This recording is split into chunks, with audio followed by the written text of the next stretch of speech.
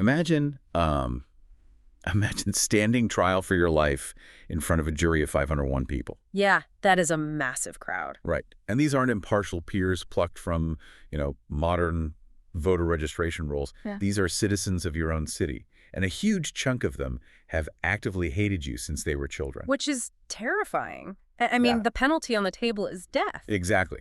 So in this scenario, most people would weep. Mhm. I know I would. They would beg for mercy. Oh, absolutely. It's the standard playbook for survival, right? You do whatever it takes. Yeah. You say whatever the room wants to hear. You parade your crying children into the courtroom to pull at the jury's heartstrings. Anything to ensure you get to go home. Right. But what if, instead of begging, you look that jury of 501 hostile citizens dead in the eye, and you tell them they're entirely wrong about how to live their lives? Oh, man. And not just that, you actually demand that your punishment should be a lifetime supply of free Michelin star meals. Well, I mean, you would be signing your own death warrant. Which is exactly what happened. Welcome to today's deep dive. We are looking at what is basically the ultimate historical mic drop. Truly the ultimate. We've got an incredible stack of sources in front of us today, you guys. It's a comprehensive literary, historical, and rhetorical analysis of Plato's Apology. Yeah, which is the text that documents the trial of Socrates in Athens. This is back in 399 BC. Right. And our mission today isn't just to recap some dusty old court transcript. We really want to unpack how this specific event fundamentally reshaped Western thought. It really did. It's essentially a profound philosophical manifesto disguised as a legal defense. And, to really grasp the magnitude of what Socrates does in this courtroom, we have to look closely at the text itself. For sure. The Apology was written by Plato, who was Socrates' most famous student, and he was actually present at the trial. Which is a huge detail. Yeah, it is. But for anyone familiar with Plato, this text it's a massive anomaly. Because usually Plato writes in dialogues, right? Yeah. Like you read the Republic or this symposium, and it's a bunch of prominent Athenians lounging around a banquet table. Sipping wine, yeah. Exactly. Sipping wine and going back and forth about the nature of love or, the definition of justice. It's highly collaborative. Right. It's dialectical. But the Apology is technically classified under the genre of judicial or courtroom oratory. Okay. The Greeks called it logos dikanikos.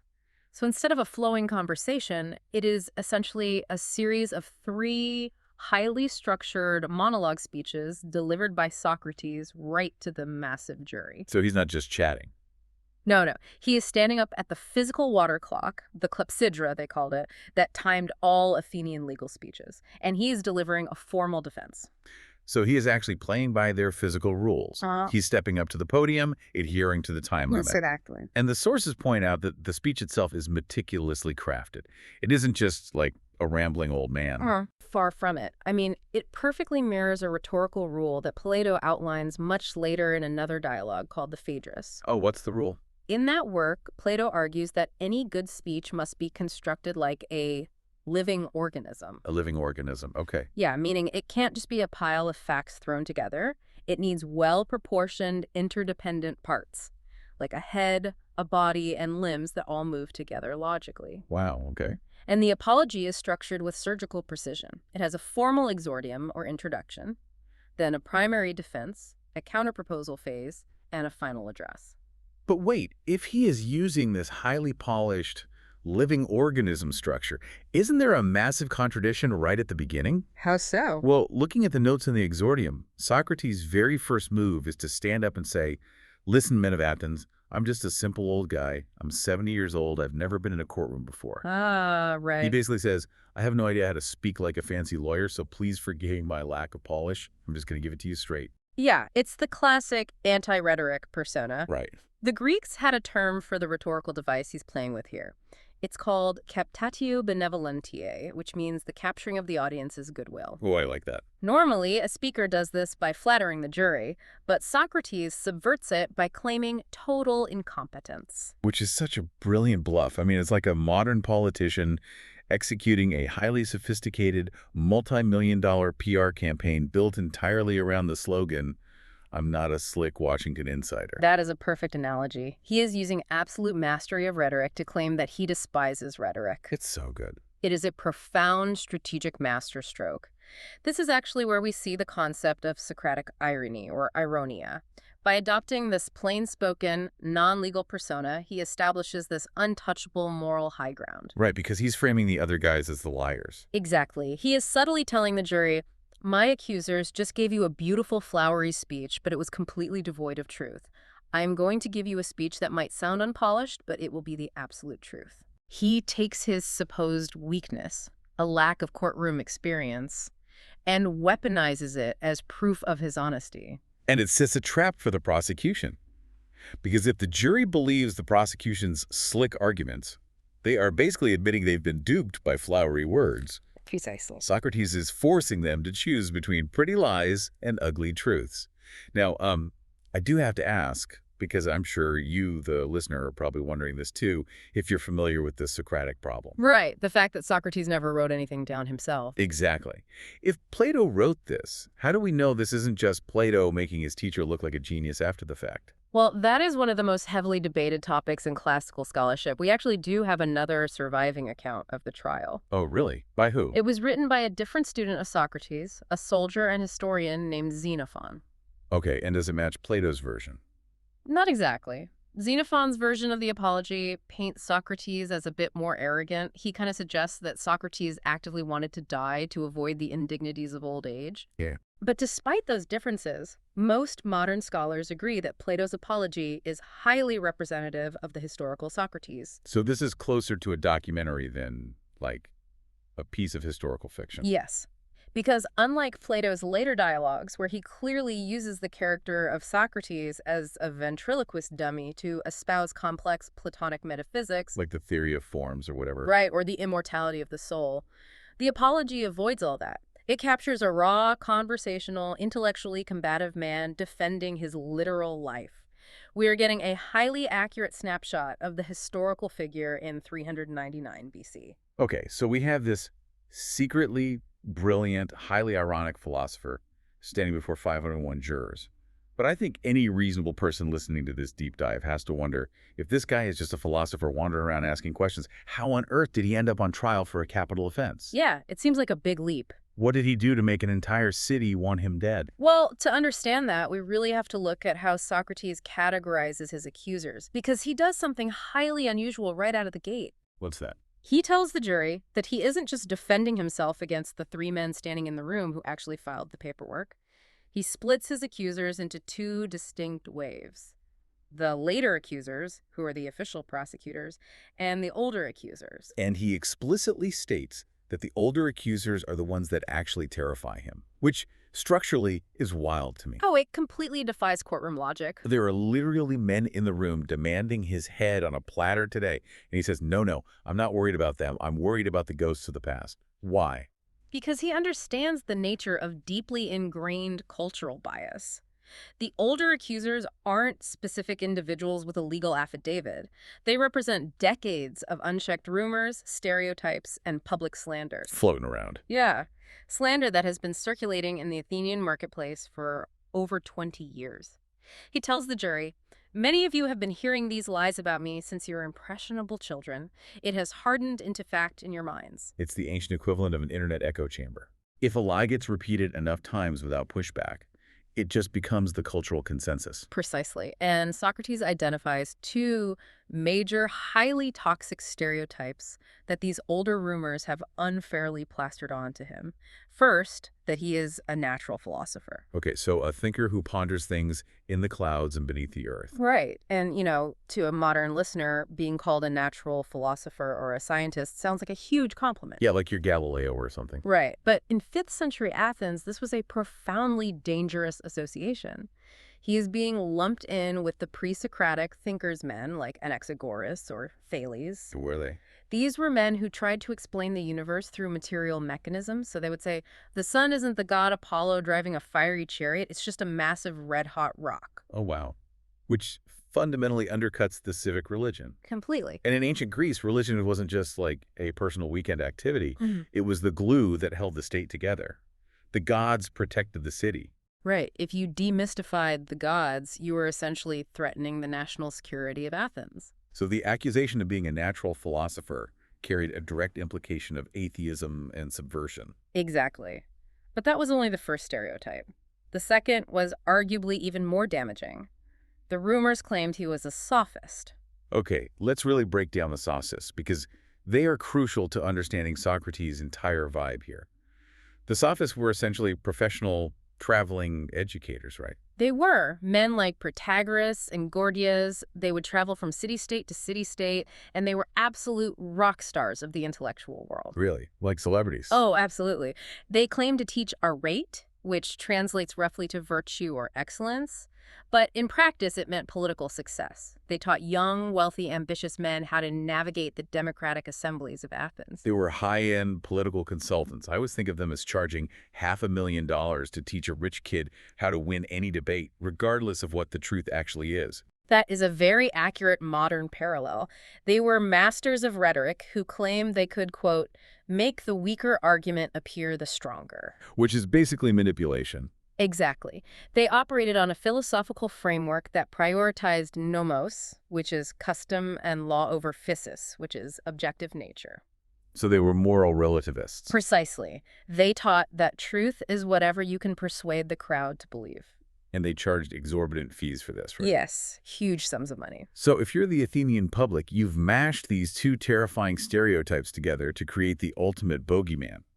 Socrates is an atheist scientist who doesn't believe in the gods. Yeah. Andy, he's a greedy, manipulative debate coach who is teaching the youth how to lie their way out of trouble. And what solidified this Frankenstein monster of a reputation wasn't just whispers in the agora, it was crystallized by actual pop culture. Oh, this part's fascinating. Yeah. Socrates explicitly calls out a specific piece of media in his defense, a comedy by the famous playwright Aristophanes called The Clouds. This is such a surreal detail to me. The Clouds was performed 24 years before this trial. Yes, in 423 BC at the Festival of Dionysus. And in this play, Aristophanes creates a literal character named Socrates, who runs a school called the Thinkery. The Thinkery, that's great. It is, and this comedic version of Socrates is suspended above the stage in a literal basket, proudly proclaiming that he is treading on air and contemplating the sun. So there's the natural philosopher stereotype. Exactly. And meanwhile, down below, he is teaching indebted citizens how to use twisted rhetoric to legally evade paying back the money they owe.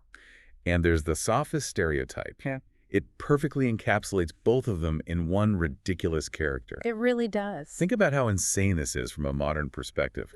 Imagine a politician or a public figure standing on trial for treason today, and their primary defense is trying to debunk a Saturday Night Live sketch from the year 2000. Right. He is literally fighting a 24-year-old parody. It demonstrates the terrifying power of satire. Parody, over a long enough timeline, can calcify into perceived reality. People who had never actually spoken to Socrates saw that play or heard about it and assumed, well, that must be what the guy actually does. So how does he fight it? I mean, how do you prove you aren't a cartoon character? He uses the jury themselves as his witnesses. He says, look around. I have lived in this city my whole life. I converse in the open marketplace. Have any of you ever heard me claiming to know the physical mechanics of the cosmos? Asking them to check their own memories. Yes. And then he says, have I ever asked a single one of you for money? He points out his own notorious poverty. He essentially says, if I am a highly paid sophist consultant, why am I wearing rags and walking around barefoot? The logic is completely sound. But, I mean, logic doesn't easily erase decades of emotional prejudice. No, it really does. So these older rumors perfectly pave the runway for the later accusers, the guys who finally formalized the hatred into a legal document in 399 BC. Right. Miletus, Anytus, and Lycon. Who were they, exactly? Well, Miletus was a young, relatively unknown poet, and Anytus was a powerful democratic politician and a tannery owner, and Lycon was a professional orator. They basically represented the three pillars of Athenian influence that Socrates had annoyed. Okay, so the politician, the poet, and the speaker team up, and the actual physical indictment they brought against him. It was incredibly brief but lethal. The sworn affidavit essentially stated, Socrates is guilty of corrupting the young and of not acknowledging the gods the city acknowledges, but introducing new daimonia, new spiritual beings. Corrupting the youth and inventing new gods, those are heavy capital charges. Absolutely. So this sets up the massive question at the center of the trial. Socrates has successfully argued that he isn't a cloud-staring scientist and he isn't a wealthy, manipulative sophist. But the jury is sitting there thinking, okay, if you aren't doing those things, What have you been doing every day for the last 30 years that made everyone hate you so much? Exactly. Socrates anticipates this. He says, you might be thinking, Socrates, where did these slanders come from if you weren't doing something out of the ordinary? And to answer that, he gives them an origin story. An origin story. Yes, and this origin story revolves around the most powerful institution in the ancient world, the Delphic oracle. Let's spend some time on Delphi. Yes. Because you, the listener, we really need to feel the weight of what the oracle was to these people. This wasn't a psychic in a strip mall reading tarot cards. Not at all. The Oracle of Apollo at Delphi was the geopolitical and spiritual center of the Mediterranean. Kings, generals, and entire city-states would send emissaries there before making massive decisions. Like going to war or something. Exactly. Do we go to war with Sparta? Do we establish a colony in Sicily? They would bring massive gold offerings to the Pythia, who was the priestess of Apollo. And the mechanics of it are wild. The priestess would sit on a tripod over a chasm in the earth, inhaling what geologists now believe were ethylene gases escaping from seismic fault lines. Right, it was very dramatic. She would fall into a trance, mumble incoherently, and priests would translate her babbling into poetic riddles. It was literally considered the voice of the divine.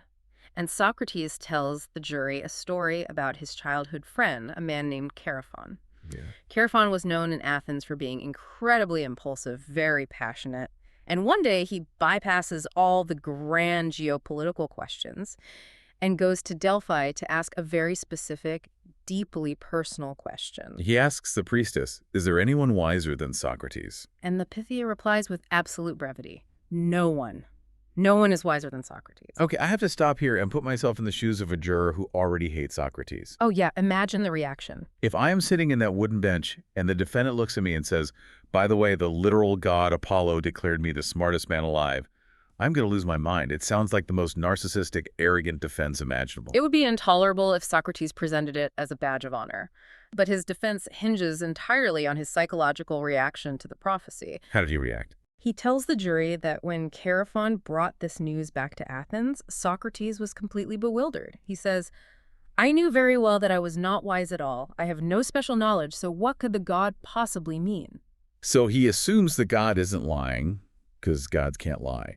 But he also knows he isn't a genius, so he treats it like a puzzle. Yes. He views the oracle's pronouncement as a riddle that must be investigated. So he sets out on a diagnostic quest. Okay. His plan is simple. Find someone who is obviously wiser than him, present them to the oracle, and say, look, here is a man who knows far more than I do.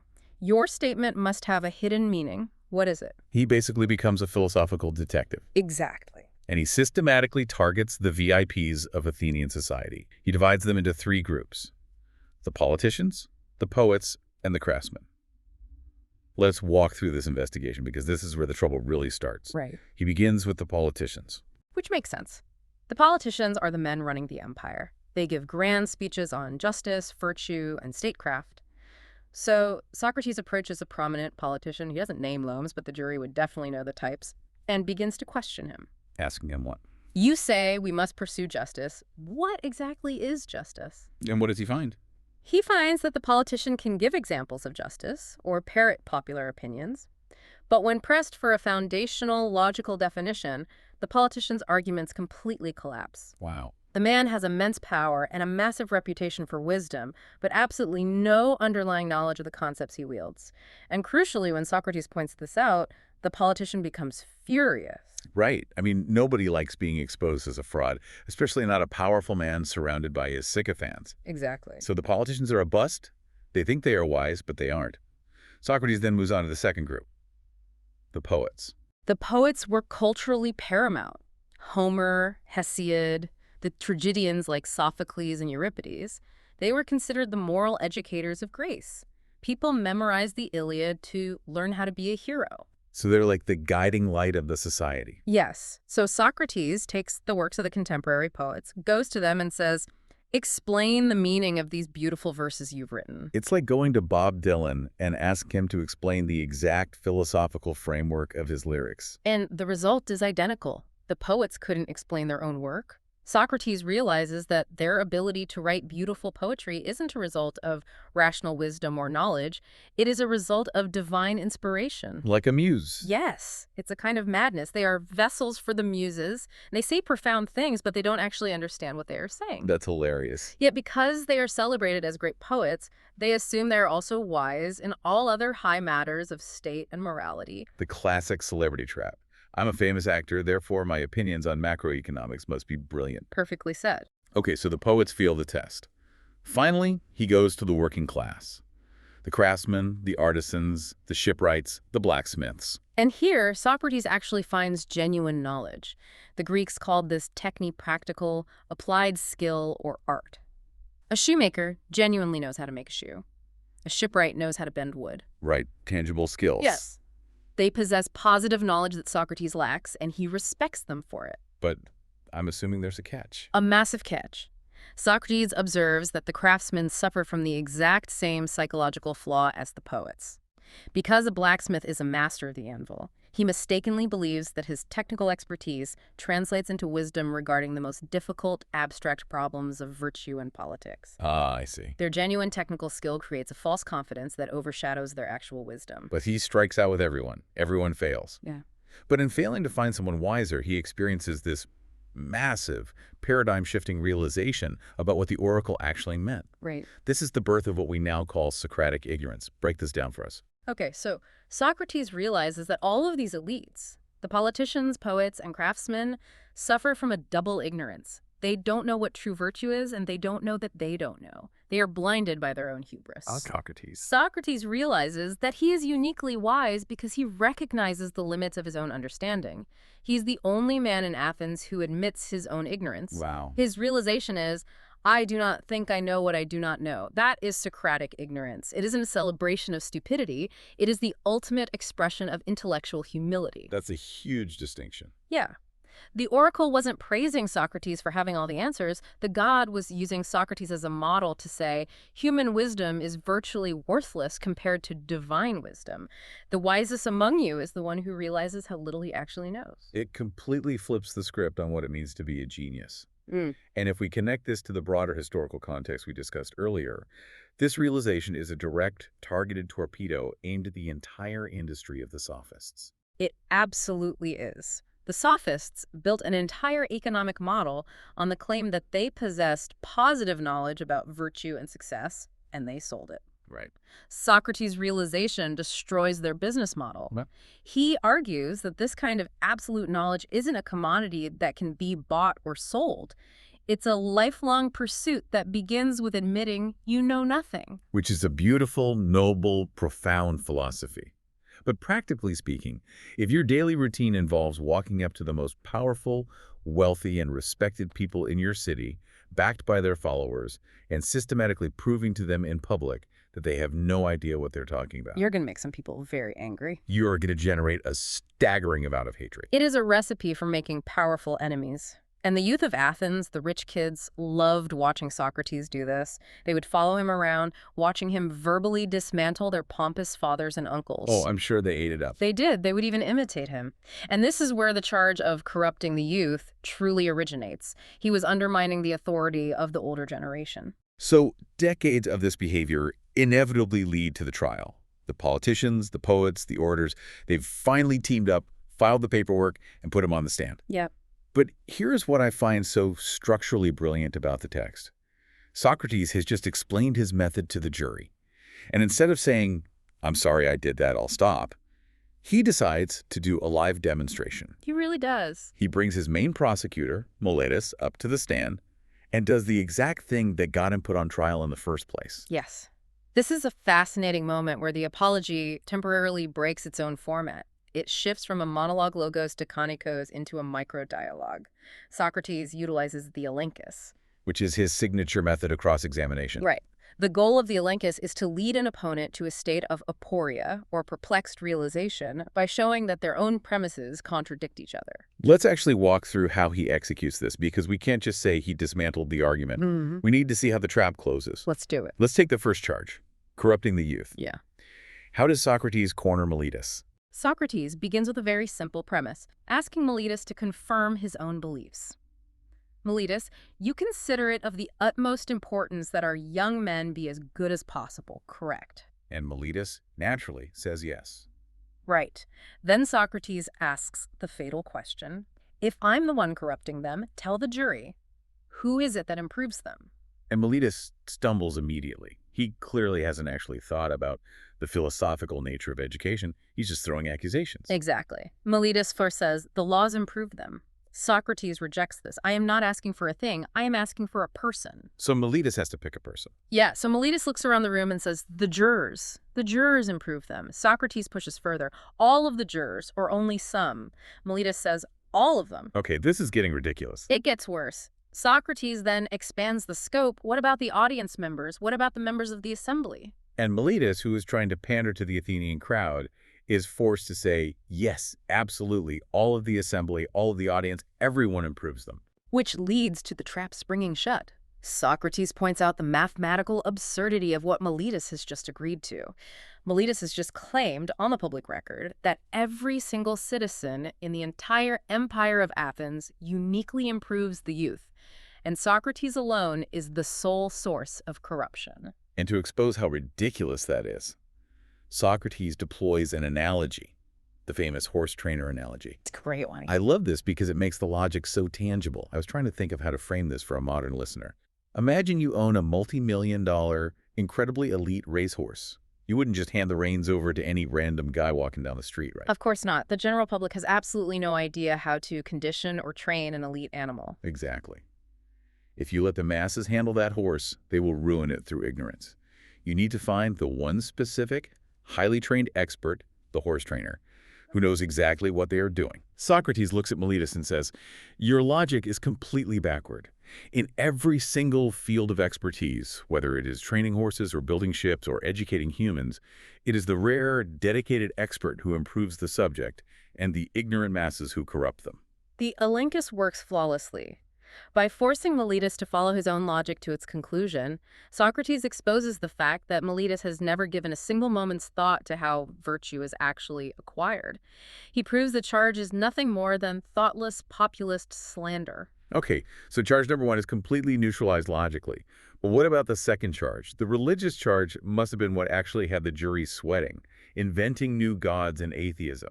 How does he handle that? He handles it by exposing another logical contradiction, this time relying on Meletus's own anger. Socrates asks for clarification on the indictment. Meletus, are you accusing me of teaching the youth about different gods than the city believes in, or are you accusing me of being a complete hardline atheist who believes in no gods at all? Oh, that's a clever fork in the road. Very clever. And Meletus, who is likely flustered from the horse trainer humiliation and just wants to make Socrates look as evil as possible, yells out, I say that you do not believe in gods at all. You are a complete atheist. Which is a fatal error. Meletus has just contradicted his own written, sworn legal affidavit. He has. Because the affidavit specifically accuses Socrates of introducing new spiritual beings. The Greek word is daimonia, right? Precisely. Socrates locks onto this contradiction. He asks a series of analogous questions. Is there anyone who believes in human activities but does not believe in humans? Is there anyone who believes in flute playing but does not believe in flute players? The obvious answer is no. Therefore, Socrates concludes, how can I possibly believe in spiritual activities or spiritual beings, daimonia, without believing in spirits, which are the children of the gods? You are accusing me of being an atheist who believes in gods. The logic is airtight. The prosecutor looks like an absolute fool. He can't even keep his own legal documents internally consistent. Now, an interesting side note about this term daimonia. Socrates actually did claim to have a personal divine sign, didn't he? Yes, his daimonion. He describes it as a voice that has come to him since childhood. Fascinatingly, he notes that this voice never tells him what to do.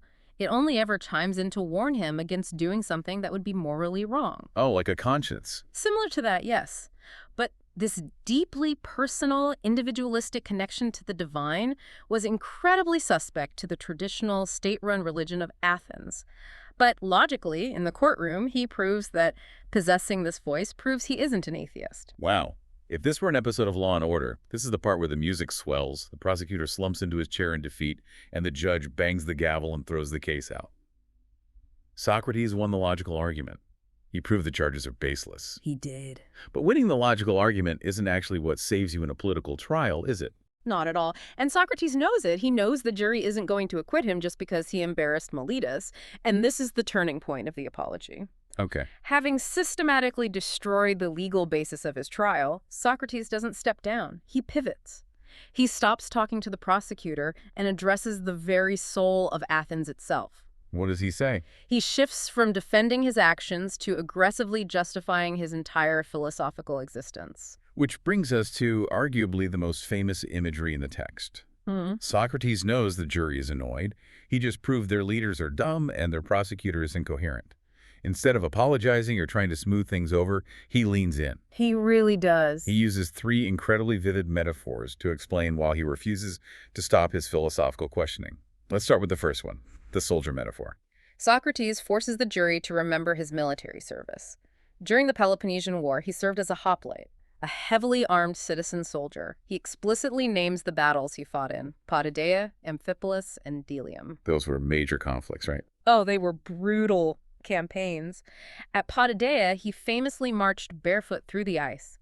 He tells the jury, "When the commanders you elected stationed me in the battle line, I stood my ground facing death, because to abandon my post would be an act of cowardice and dishonor." It's a brilliant rhetorical move because it immediately demands respect from the veterans sitting in the jury. It grounds him as a patriot, but then he takes that military loyalty and applies it to philosophy. Exactly. He makes a monumental philosophical leap. He says, "If I stood my ground against Spartan spears because human generals ordered me to, how much more must I stand my ground when God Apollo has ordered me to examine myself and my city?" Wow. To abandon his search for truth out of a fear of the death penalty would be the ultimate act of desertion.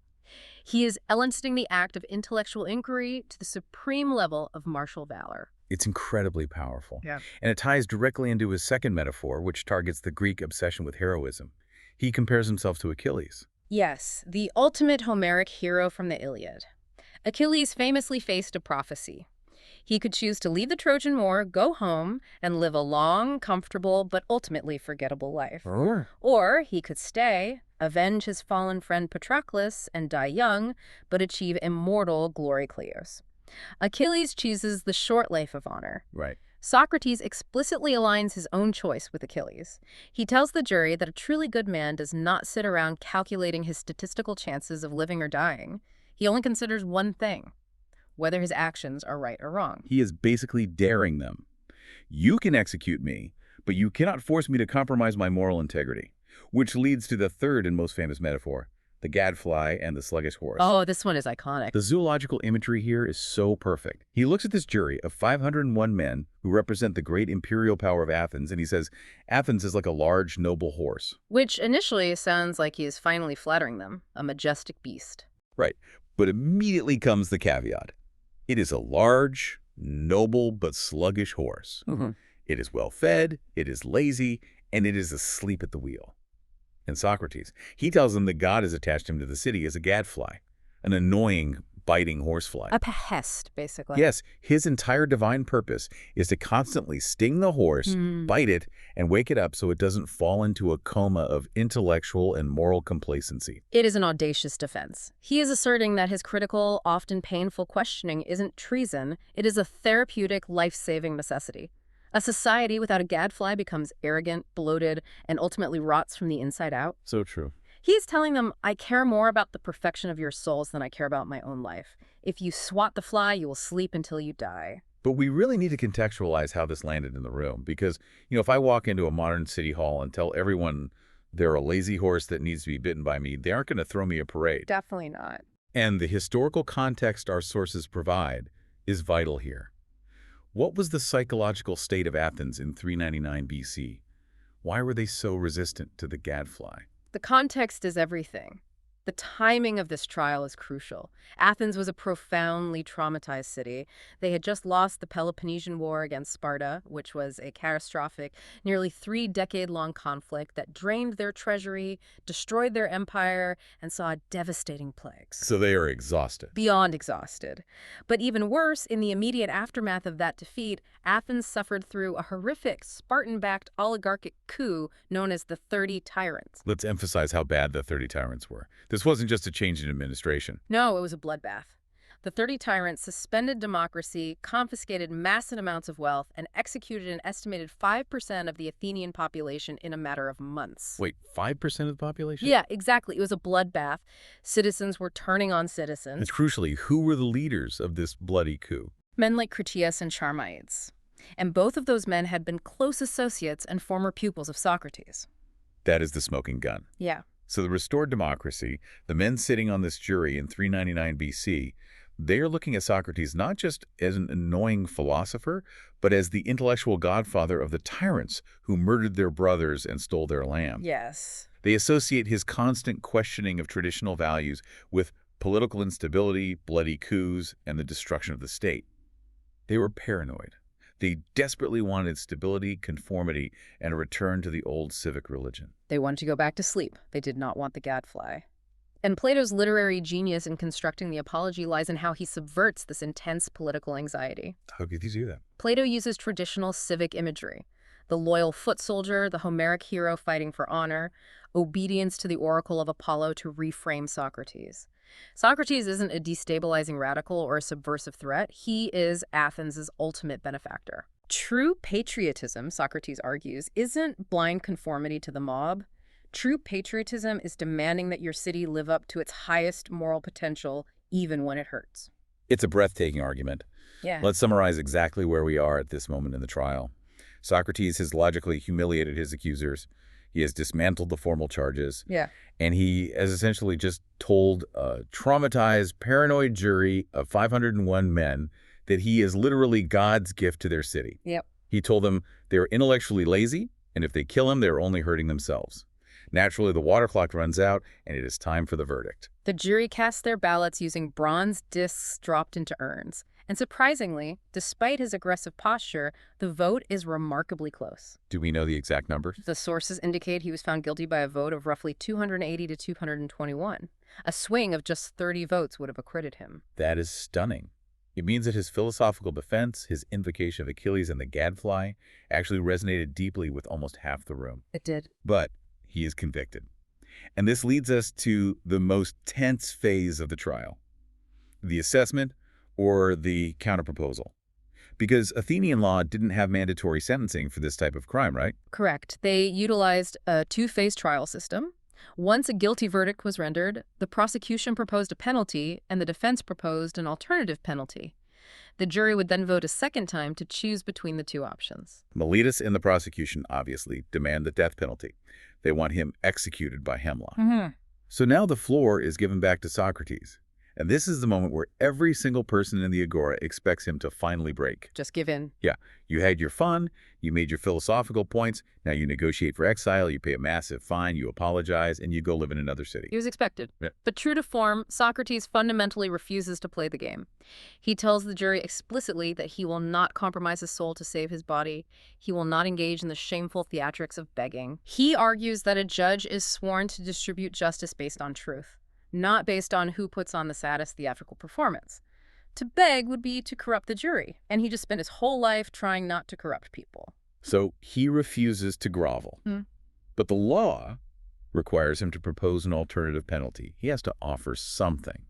And his counterproposal, I mean, when I read this, I actually laughed out loud. It is the most audacious, defiant thing I have ever encountered in history. It's the apex of Socratic irony. He looks at this jury, who has just legally declared him a capital criminal, and he says, well, the law asks me to propose what I actually deserve.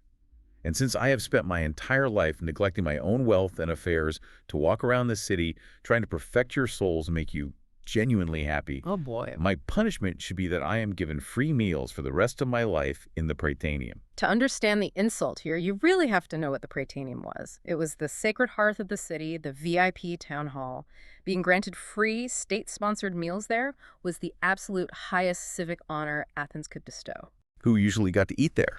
It was reserved for victorious Olympic champions and top military generals who had literally saved the city. It's like being convicted of a felony, standing before the judge for sentencing and saying, Your Honor, as my penalty, I demand the corner office, a company car, and a lifetime supply of Michelin-starred dinners at the taxpayer's expense. Exactly. It is a massive, deliberate slap in the face to the jury's authority. He is telling them, point blank, that their guilty verdict is a joke. He is demonstrating absolute logical consistency. He cannot propose a punishment like exile or imprisonment, because offering a genuine punishment would be an admission that he actually did something wrong. Right. He firmly believes he is a benefactor, so he proposes a reward. However, the psychological effect this has on the jury is catastrophic. His friends are watching this happen in real time. Plato, Crito, Apollodorus, they are sitting in the audience, and they start panicking. They realize he is literally talking himself onto death row. They intervene frantically. They pressure him to offer something acceptable. Finally, under immense pressure from his friends, he offers a monetary fine 30 manus of silver, which his wealthy friends guarantee to pay, since Socrates himself is practically destitute. But the damage is completely done. The jury is enraged. Deeply insulted. His perceived arrogance, his blatant refusal to act like a submissive defendant, seals his fate. When they vote on the penalty phase, the vote for the death penalty is significantly larger than the initial vote for his guilt. Wait, really? Yes. The historical estimate suggests that perhaps as many as 360 jurors voted for death. That means there were dozens of men who thought he was innocent of the charges, voted to acquit him initially, but were so personally offended by his Britannium joke that they switched their votes to have him executed. That is a tragic paradox. His unyielding commitment to his own logical principles is the exact thing that gets him killed. Yeah. He refuses to manipulate the system, so the system crushes him. Now, you mentioned earlier that Xenophon had a theory about this.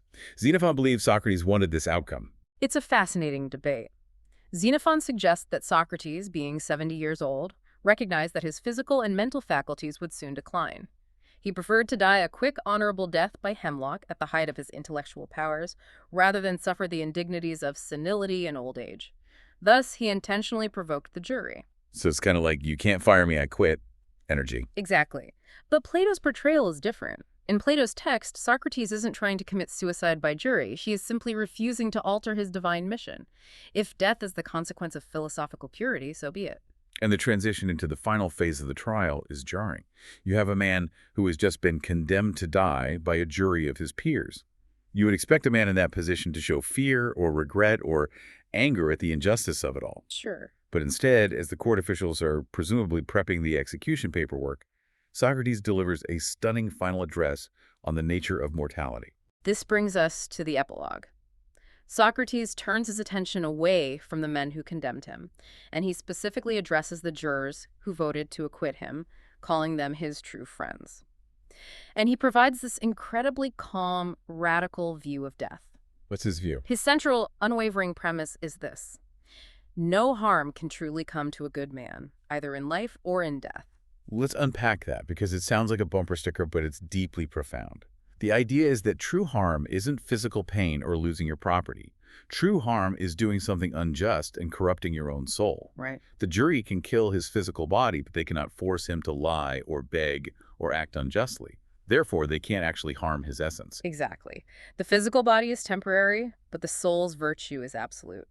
Having established that his soul remains pure, he then looks analytically at the reality of the impending execution. He breaks death down into two possible realities. And notice that there was no concept of hellfire, damnation, or eternal punishment in his formulation. What is the first possibility? The first possibility he outlines is what he calls a dreamless sleep. He suggests that death might be an utter extinction of consciousness. Total oblivion. That sounds scary to some people. It does, but rather than framing this as something terrifying, he frames it as a profound comfort. He asks the jury to think of a night where they slept so soundly, so deeply, that they didn't even have a single dream. Oh, those are the best nights of sleep. Right. He argues that this peaceful, undisturbed rest is superior to almost any waking day of a person's life, even the life of a great king. If death is just an eternity of that single dreamless night, it is a wonderful, peaceful game. I find that so fascinating, especially in contrast to traditional Greek culture. For an ancient Greek whose entire cultural framework was built on achieving kleos, eternal glory, being remembered, having songs sung about your deeds, isn't the idea of fading into absolute nothingness terrifying? How did he sell that to a room full of Homeric traditionalists? Well, he essentially redefines what peace is. The Greek heroes struggled constantly against fate, against the gods, against each other. Socrates says the ultimate victory might just be the cessation of struggle. But he doesn't stop there. He offers the alternative. He says, or what if the old stories are true? Yes. The second possibility is a migration to Hades. He engages with the heroic, mythological alternative. He imagines that death isn't oblivion, but a journey of the soul to another realm. Yeah. And if the myths are true, he will go down to the underworld and finally, for the first time, stand before true judges. He names them. Minos, Rhadamanthus, Okay. Acus. These are demigods who judge based on objective, absolute justice, not the emotional, paranoid whims of an Athenian mob. He will finally get a fair trial. And beyond the judges, he imagines the community he will join. He talks about meeting the great epic figures of Greek history and mythology. He mentions the great poets, Homer and Hesiod. He mentions Orpheus. He mentions heroes who, like him, died because of unjust judgments, like Ajax or Palamedes. And this leads to what I think is the ultimate Socratic punchline of the entire text. It is so perfectly on brand. He imagines arriving in this glorious afterlife, surrounded by the greatest minds, poets, and warriors of human history. And what does he plan to do for all eternity? He plans to do exactly what he did in the Athenian marketplace. Yes. He tells the jury that the ultimate joy of the afterlife would be to cross-examine Homer, to walk up to Odysseus, the man of many wiles, and start peppering him with questions. That's so funny. He wants to spend eternity using the elenchus on de heroes to find out who among them is actually wise and who just thinks they are wise. It perfectly illustrates that for Socrates, his philosophical mission transcends mortality. The search for truth doesn't end with a hemlock draft, it just relocates to a better venue with infinitely more interesting conversation partners. And there is a brilliant caveat, he adds. Since the dead are already immortal, they can't execute him for asking annoying questions. It is brilliant. He leaves the court completely unbothered, perfectly ready to face either peaceful nothingness or an eternity of intellectual exploration. Yeah. The jury thought they were silencing him. They thought they were eliminating a threat to their stability. But by forcing him to articulate this defense, they unwittingly handed him a platform to leave a legacy that has echoed for thousands of years. Which brings us to the ultimate conclusion of our analysis today. What we see in Plato's Apology is not merely a historical record of a legal failure, it is the foundational document of intellectual freedom. Socrates chooses to die in service of the truth rather than compromise his philosophical mission to preserve his physical life. And to connect this back to you, the listener, this is why this ancient text still matters deeply today. The Apology challenges you to view philosophy not as an abstract academic subject, not as a dusty textbook you read to pass a test, but as a rigorous existential duty. It demands that you take the examination of your own life seriously. It is the embodiment of his most famous declaration. The unexamined life is not worth living.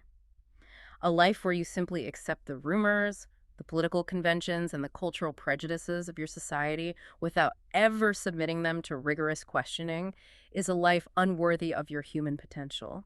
And so, as we wrap up this deep dive, we want to leave you with a final provocative thought to mull over.